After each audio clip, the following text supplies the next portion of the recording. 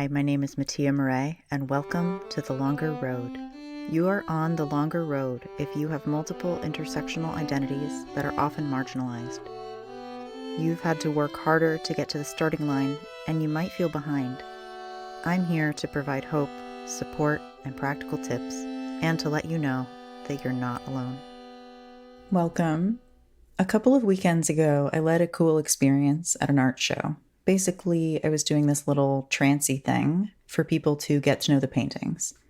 And at the beginning, before we got started, I did a brief orienting to safety practice because we were all in the space with strangers, though parenthetical big thumbs up to it being a fully masked event because COVID is still happening and my partner is immunocompromised. So I really appreciate thoughtful event organizers who still require masks. So thank you to them.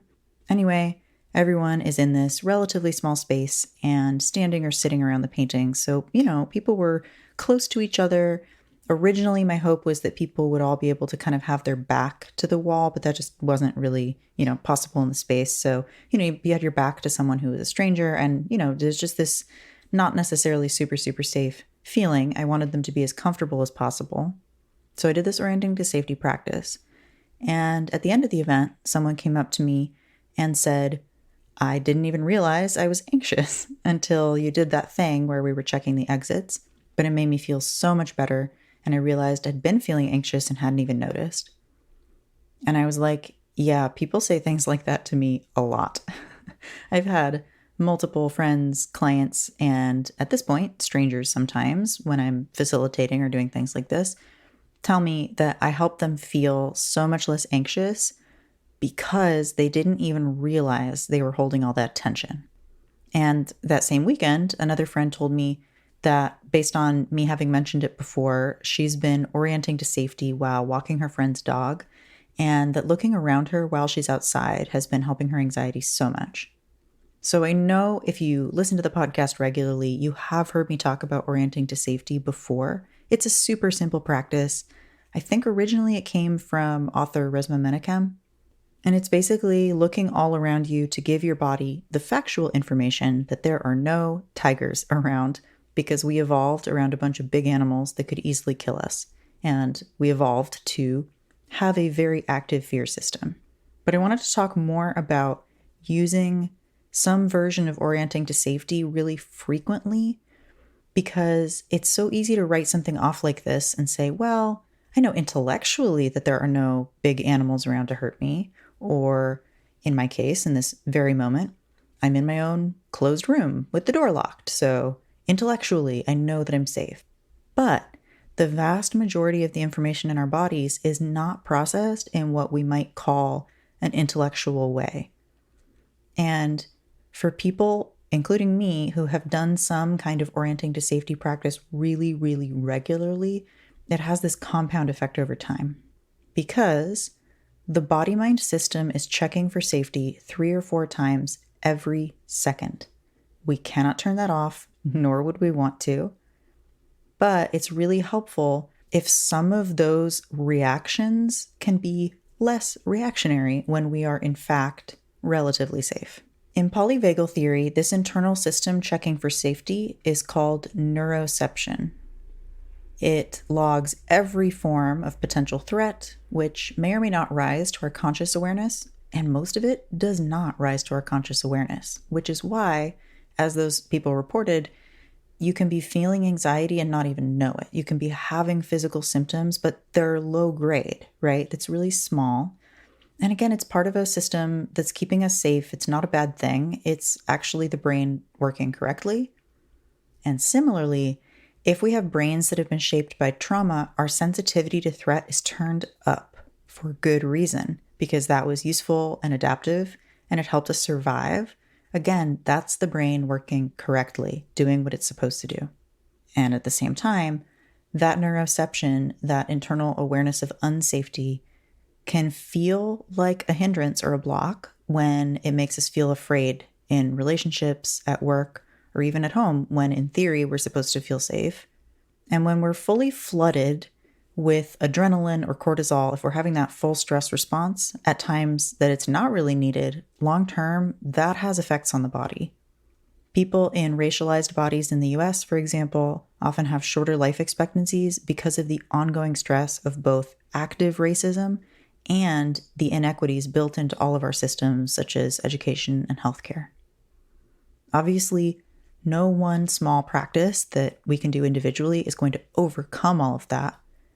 But the reason I wanted to make an episode just about orienting to safety is it's one of the few things we can do to combat some of those external stressors and things out of our control.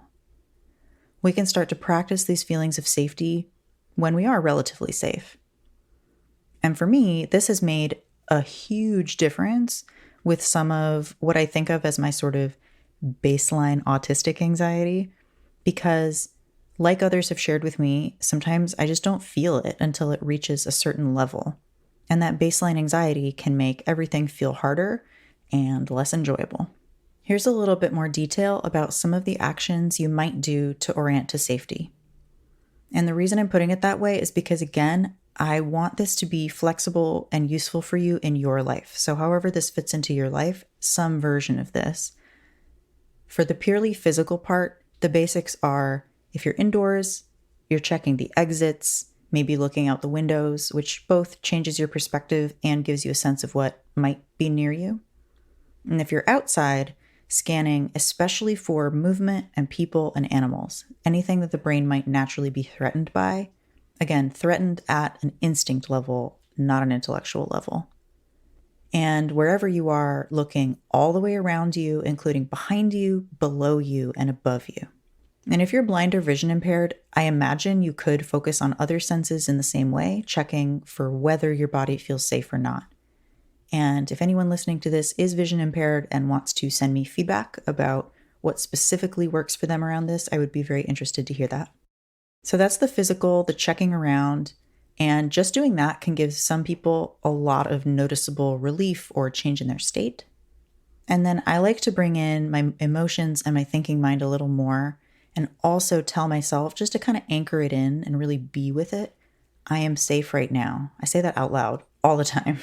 Or this is a safe space that I made for myself. For example, if I'm in my bedroom or my office or a space that I've specifically curated to feel safe to me. And here's the thing. Here's where this is really, really useful. Because even if you're not in a really safe space, or if there are people around you or environmental factors around you that you don't feel safe with and that are not comfortable, this practice is about looking for cues of safety that do exist. It's not about eliminating or ignoring cues of unsafety that are real. It's totally okay to acknowledge, okay, for example, I'm relatively safe, but I'm noticing that my body is reacting to that person coming toward me or that loud noise or that unknown movement over there. And the goal of this is not ever to force your body to have any particular reaction. You might have a very small change when you orient to safety. You might have no change. And I also want to acknowledge that for folks who are just starting to feel more comfortable or to start to dive into body sensations, if you've been used to dissociating a lot, sometimes the focus on a sensation can actually feel like more anxiety or an uptick in those body feelings just because you're noticing what's there. And it's not fun, right, when that's happening. And that's okay too. So just noticing when you're orienting to safety, what cues of safety are around me? What are some signs that I am safe? And if there is any unsafety, is it possible to figure out what is not feeling great and maybe move farther away from it? Or, use some other thing like, for example, noise canceling headphones. I will put these on even at home where I'm relatively safe if there's a loud noise that's bothering me. Or is there something else that might help your body feel more safe, more comfortable? Again, not all or nothing, but just is there a way to move toward more safety or away from the thing that's making me feel unsafe? It is a feature, not a bug, for the body-mind system to be very sensitive to these cues. And it's actually a good thing in many ways. But it certainly doesn't feel good all the time. And for myself, having a really sensitive nervous system means I have to do quite a bit. Like I have to do a lot of things in order to feel safe in situations that don't seem to bother a lot of other people. And that's okay. And the things I'm mentioning to, move a little bit away is it can be really small. Like if you've ever tried moving 6 inches away from something that's making you feel unsafe, even that little bit, it's not just the physical movement. It's not just the distance. It's the action. For me, it's like, wow, I can actually take some control in my situation, in my, feeling of unsafety. Or even, I'm not kidding, I've been in situations where I was in a chair and I felt unsafe with the person sitting next to me or, something near me. And I was not 100% able to leave the chair at that moment, but I just moved my torso away from them. Like I leaned, and even that made me feel more safe because of that sense of control and care, because I was taking care of my body and I was listening to my body. And I was like, oh, we're feeling unsafe. Let's move a little bit. Let's do something. So that amount of movement might be more or less for you, and it might change in the circumstances. Experiment with it, play with it. How can you feel a little bit more safe in this moment? And the reason that these small movements and changes in this orienting to safety is so powerful over time is that it's cumulative. When the brain starts to feel more safe, it also starts to notice and internalize more cues of safety. So it's this potential upward spiral, which again is not to put any negatives on the brain picking up unsafety, because that's important too. But when we're relatively safe, orienting to safety helps the body relax, helps the nervous system calm down, helps the body down-regulate into this safer, lower stress place. And that actually creates space that when we are actually unsafe, we can move away from the situation, we can exert some control over our environment, and it's very empowering and it feels really good, especially for trauma survivors.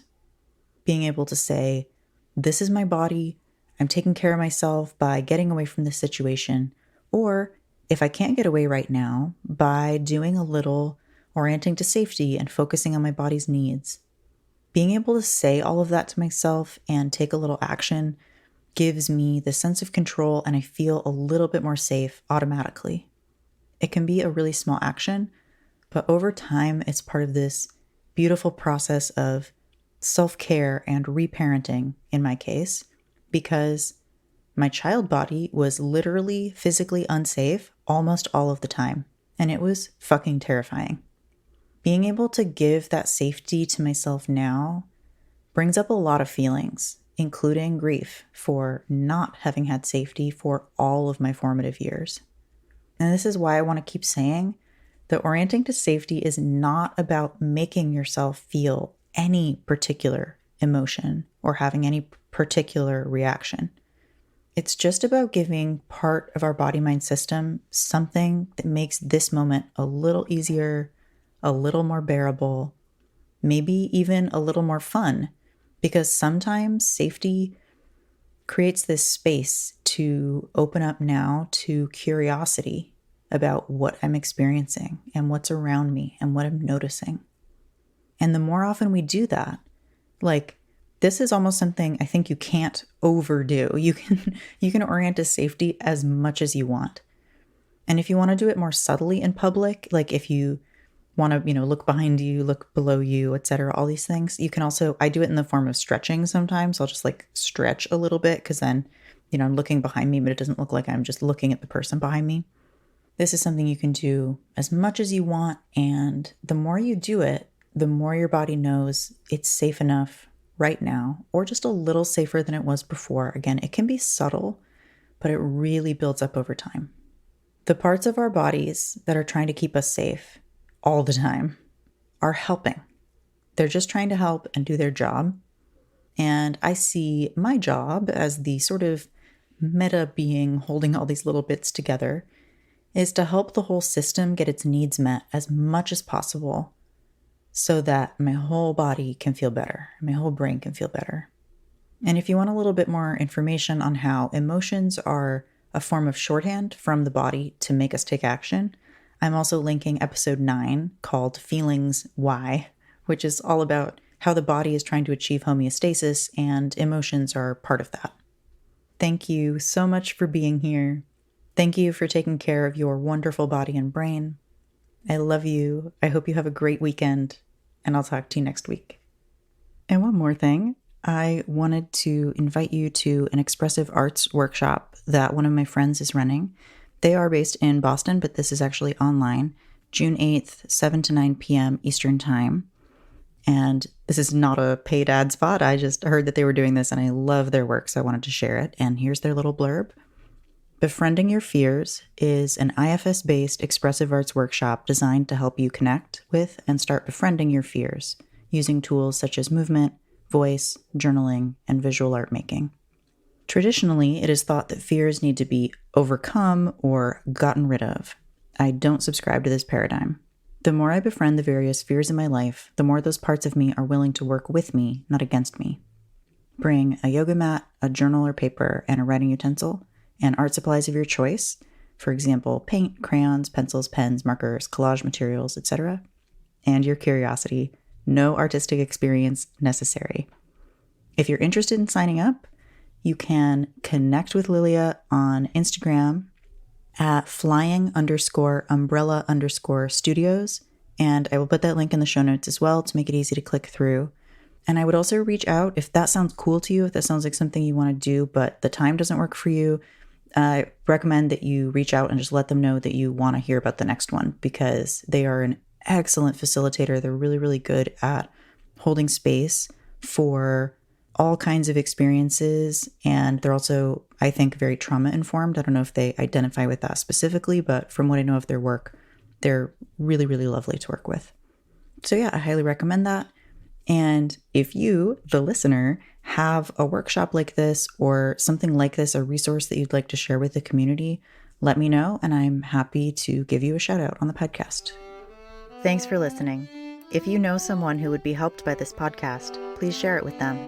And I'd love to hear your thoughts and suggestions at mattia@mattiamurray.com. That's MATTIA at MATTIAMAUREE.com. Thank you.